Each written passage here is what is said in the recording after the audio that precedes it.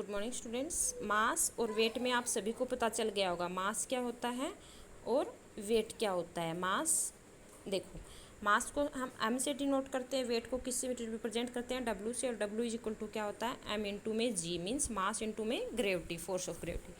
तो मास जो ऑब्जेक्ट है वो इनर्शिया को मेजर करता है। तो mass of an object measure its inertia, means जितना ज़्यादा मास होगा उसकी उतनी ही इनर्शिया ज़्यादा होगा। If greater is the mass is greater is the inertia.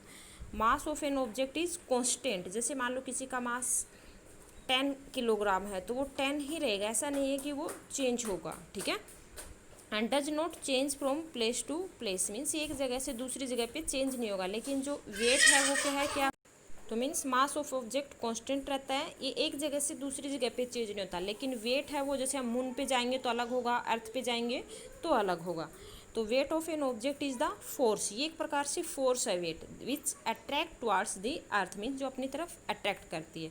It is denoted by W, और डब्ल्यू इज इक्वल टू क्या हो गया, एम इंटू में जी। ऐसा यूनिट क्या होगी, न्यूटन, क्योंकि फोर्स की भी यूनिट न्यूटन है।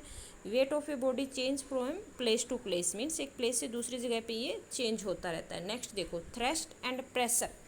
थ्रस्ट क्या होती है, जैसे मान लो ये कोई ऑब्जेक्ट है, इसके ऊपर हम फोर्स लगा रहे हैं और ये फोर्स आपकी कैसी लग रही है, परपेंडिकुलर फोर्स लग रही है, तो उसको हम क्या बोलते हैं, थ्रस्ट बोलते हैं। उसको क्या बोला जाता है, थ्रस्ट। तो thrust is a force acting on object perpendicular in surface, means जैसे ये कोई ऑब्जेक्ट है, अगर इसके परपेंडिकुलर फोर्स लग रही है तो वो क्या है, थ्रस्ट है। ऐसा यूनिट थ्रस्ट, क्योंकि फोर्स की न्यूटन होती है तो थ्रस्ट की भी क्या होगी, न्यूटन हो गई, ठीक है। नेक्स्ट क्या है, प्रेशर। प्रेशर क्या होता है, मीन्स आप कोई भी कितने सरफेस एरिया पे उसको लगा रहे हैं, प्रेशर को कितनी फोर्स लगा रहे हैं। जैसे ये एक ऑब्जेक्ट है, इस पे के एरिया पे आपने कितना फोर्स लगाई, वो क्या है, प्रेशर। तो pressure is a force acting unit area of surface, means उस एरिया पे, सरफेस के एरिया पे कितनी फोर्स लगेगी।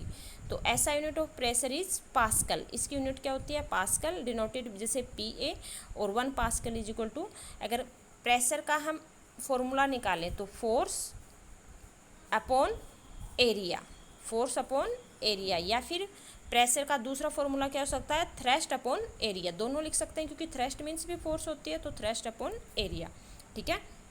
नेक्स्ट देखो, pressure in fluids, means fluid क्या होते हैं, जो फ्लो करते हैं। फ्लूइड का मतलब जो फ्लो करते हैं, ठीक है।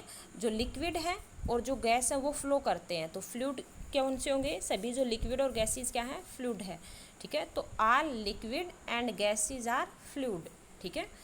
एक सॉलिड होता है वो भी प्रेशर एग्जर्ट करता है, वो किस कारण से करता है, अपने वेट के कारण से। जैसे मान लो आपने कोई सॉलिड चीज़ ली तो उस वो प्रेशर तो लगाएगा, फोर्स तो लगेगी, लेकिन वो किस कारण से लगेगी, उसके वेट के कारण से लगेगी। और जो लिक्विड और गैसेज है वो भी क्या करती हैं, अपने वेट के कारण से प्रेशर एग्जर्ट करती हैं, ठीक है। देखो, a solid exert pressure on the surface due to its weight, means अपने वेट के कारण से करता है। Similarly fluid have weight and they also exert pressure. Fluid जो मीन्स लिक्विड और गैस भी वेट होता है और वे भी प्रेशर एग्जर्ट करते हैं। On the base of wall the container which they include, means जिस भी कंटेनर में वो बंद है उस पर प्रेशर लगाएंगे।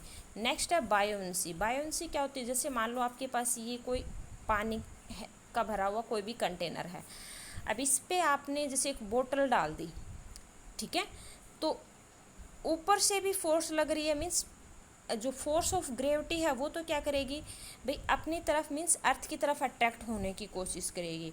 और पानी है जो वो ऊपर की तरफ फोर्स लगाएगा, मीन्स इस बोतल को डूबने से बचाएगा, ऊपर की तरफ फोर्स लगाएगा।